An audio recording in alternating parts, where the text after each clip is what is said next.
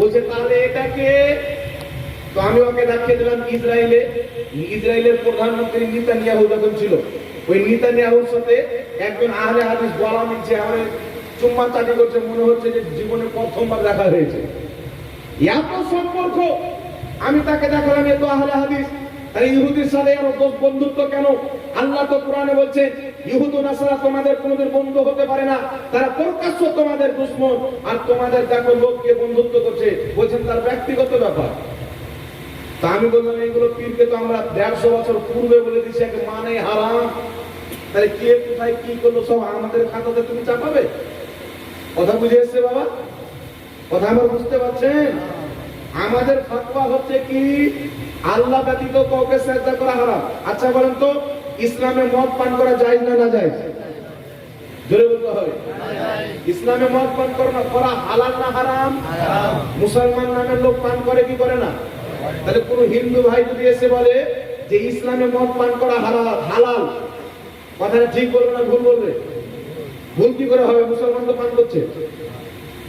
তাহলে আপনি কি বলবেন? মুসলমানকে দেখতে হবে না, ইসলাম দেখতে গেলে কোরআন হাদিসকে দেখতে হবে। কথা বুঝে এসছে কি আসেনি? তাহলে নাম যদি সুন্নিদের ভণ্ডাম করে, তার সুন্নির সাথে সম্পর্ক নাই, আল্লাহ ছাড়া কোনো ব্যক্তিকে সাজদা করে, তার সুন্নিয়াতের সঙ্গে কোনো সম্পর্ক নাই। ওই ব্যক্তি সুন্নি যার সম্পূর্ণ জীবন নবী মুস্তাফার সুন্নাত মোতাবেক হবে। জোরে বলে সুবহানাল্লাহ। নাই সুন্নাত মোতাবেক ইসলাম বিরোধী কাজ করে, ওর সুন্নিদের সাথে সম্পর্ক নাই। কথা বুঝে এসছে কি আসেনি বাবা? কিন্তু যারা হক্কানি পীর আছে তাদেরকে মানতে হবে। ইমাম যাহাবী রাহমাতুল্লাহ আলাইহি নিজের কিতাব তারিখুল ইসলামের মধ্যে হাদিস লিখেছেন, হযরতে আব্দুল্লাহ ইবনে উমর রাদিয়াল্লাহু তাআলা আনহু মারফু সূত্রে বলেছে, একজন পীর তার মুরিদের কাছে এমন যেমন নবী তার উম্মতের কাছে। কথা বুঝে এসছে বাবা? যেমন নবী তার উম্মতের কাছে, একজন পীর তার মুরিদের কাছে। পীর যদি খাজা মঈনুদ্দিন চিশতির আদর্শ মাননেওয়ালা থাকে, পীর যদি আব্দুল কাদের মতন হয়, আর পীর যদি মুরিদকে সাজদা করায়, কি হবে? বের বলতে হবে, এইগুলো পীরকে তালা দিতে হবে। আর একটা কথা শুনেন, আমাদের সমাজের মধ্যে সুন্নি জামাতের মধ্যে অনেক লোক মনে করে যে পীর না ধরলে মুসলমানই থাকবে না, মনে করে না? কেউ আবার মনে করছে পীর ধরা ফরজ, কেউ আবার মনে করছে পীর ধরতে হবে, না ধরলে শয়তান আর পীর। পীর ধরা না ফরজ, পীর ধরা না ওয়াজিব, পীর ধরা কেউ কেউ বলেছে সুন্নাত, কেউ কেউ বলেছেন মুস্তাহাব। কথা বুঝেছে? পীর ধরা কেউ কেউ বলেছে সুন্নাত, কেউ কেউ বলেছে মুস্তাহাব। আপনার 5 ওয়াক্তের ফরজ নামাজই আপনি পড়েন না, তো পীর ধরে কি করবেন? কথা আমার বুঝেছে? আপনি 5 ওয়াক্তের নামাজই পড়েন না, যেটা আপনার উপরে সবচাইতে বড় ফরজ, তো ফরজই তো আপনার খবর নাই, তো পীর ধরা সুন্নাত নামাজও আপনি নিয়ে কি করবেন? হ্যাঁ, যদি আপনি বলেন একটা পীরের হাতে ব্যাত হয়ে আমি 5 ওয়াক্তের নামাজ পড়বো, তাহলে আপনার জন্য ব্যাত হওয়া উপকার হবে। কথা বুঝে এসছি কি আসেনি বাবা? আর আপনি পীর ধরেছেন, নামাজ পড়ছেন না, রোজা রাখছেন না, হজ করছেন না, আপনাকে কেউ বাঁচাইতে আসবে? জোরে বলতে হবে। বাঁচাইতে আসবে? পীর সাহেবের হাতে যখন হাত দিবেন কি বলবে? হারাম থেকে বাঁচবো, হালাল পথে চলবো, অঙ্গীকার করা, ওয়াদা করা, 5 ওয়াক্তের নামাজ কায়েম করব, রোজা রাখবো, হজ করব, যাকাত দেব। আর আপনি পীর সাহেবের একটাও কথা মানলেন না, তাহলে মুরিদ হয়ে লাভ হলো? জোরে বলেন, মুরিদ হয়ে লাভ হলো? এইবার চলে আসছেন বিরাদর ইসলাম, আপনাদের সম্মুখে কয়েকটি মাসলা মাসাইল বলতে চাই। এটি বলার দরকার ছিল, তাই আপনাদেরকে বলে দিলাম, যেন কেউ না মনে করে কেউ যদি মাজারে গিয়ে সিজদা করে তাকে সুন্নি মনে করিয়েন না। কথা বুঝেছে? ইসলাম চলবে কি দিয়ে? ইসলাম চলবে সুন্নিদের, বিজ্ঞ মুফতিদের ফাতোয়া কি সেটা দেখতে হবে।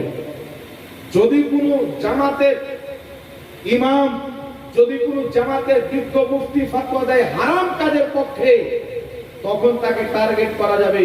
কিন্তু মুফতি যখন বলে দিল হারাম, পাবলিক করলে সেটাকে জবরদস্তি ওই জামাতের উপরে চাপানো যাবে। কথা বলতে হবে, চাপানো যাবে। এবার চলে আসেন বিরাদর ইসলাম, আপনাদের সম্মুখে কয়েকটি কথা বলতে চাই।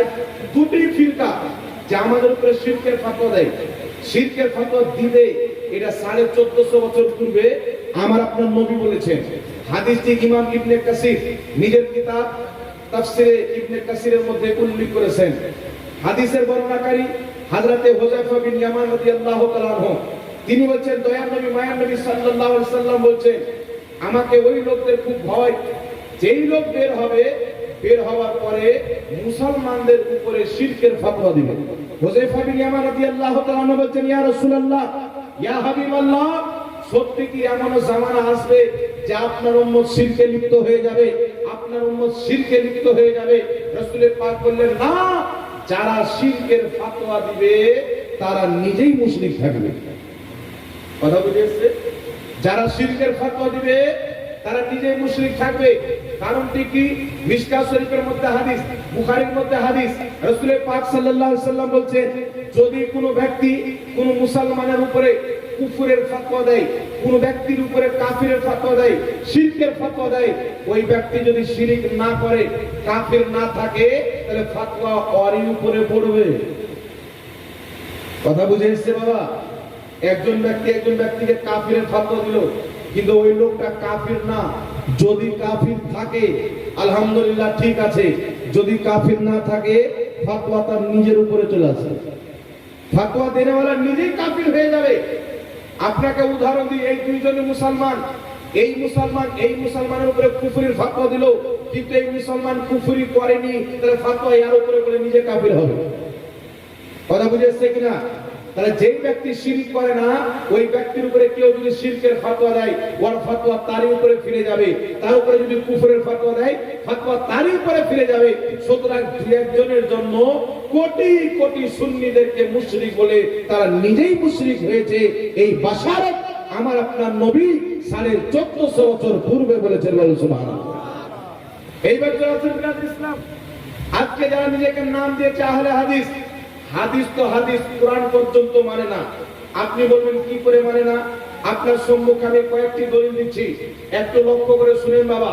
আচ্ছা বলেন তো, কোরআন পাক বিনা ওযুতে ছোঁয়া যাবে? জোরে বলেন। অপবিত্র শরীরে ছোঁয়া যাবে? আপনাকে বলছি কোরআন কি বলে, নামধারী ওয়াহাবি আহলে হাদিস কি বলে, একটু লক্ষ্য করে শুনবেন। আহলে হাদিসদের ফতোয়া হচ্ছে বিনা ওযুতে কোরআন ধরে পড়া যায়। তাদের ফতোয়া হচ্ছে মহিলারা অপবিত্রতার অবস্থায় কোরআন ধরে পড়বে। এই ফতোয়া হয়তো অনেকে আপনারা শুনে হবেন। বাংলাদেশের ডেলিভারি, বাংলাদেশে একটা বক্তা আছে, মদ না খেয়ে মাতাল, কাজ্জাব বিন ইহুদি তার নাম, মদ না খেয়ে মাতাল, ফতোয়া দিচ্ছে বিনা ওযুতে কোরআন ধরে পড়বে, মহিলারা ঋতু অবস্থায় কোরআনকে ধরে পড়বে। কিন্তু আল্লাহর নবী বলছেন তিরমিজি শরীফের হাদিসে, মহিলারা ঋতু অবস্থায় কোরআন ছুঁইতে পারবে না, তাদের জন্য নাজায়েজ আছে। বলুন সুবহানাল্লাহ। আল্লাহ পাক পবিত্র কোরআন পাকে বলছেন, লা ইয়ামাসসুহু ইল্লাল মুতাহহারুন। আল্লাহ বলছেন আমার এই পবিত্র কোরআনুল কারীমকে অপবিত্র ব্যক্তি, বিনা ওযুওয়ালা ব্যক্তি ছুঁইতে পারে না, স্পর্শ করতে পারে না। এই আয়াতের তাফসীর মুফাসসিরিনে কেরাম করেছেন যে পবিত্র কোরআনকে ছুঁইতে গেলে আল্লাহ বলেছেন পাক হওয়াও শর্ত, ওযু করাও শর্ত। বলুন সুবহানাল্লাহ। পবিত্র হতে হবে এবং ওযুও করতে হবে। আর মৌলভী ফতোয়া দিচ্ছে বিনা ওযুতে কোরআন ধরে পড়া যাবে, অপবিত্রতার অবস্থায় কোরআন ছোঁয়া যাবে। তাহলে সে কোরআনের পক্ষে ফতোয়া দিল না বিপক্ষে? তাহলে মুসলমান হলো না ইসলামের দুশমন হলো? ইসলামিক লেবাসে ইসলামের দুশমন। আরেকটি কথা আপনাকে বলি শুনেন, আমরা ঈদের নামাজ পড়ি, ক তাকবীর দিই?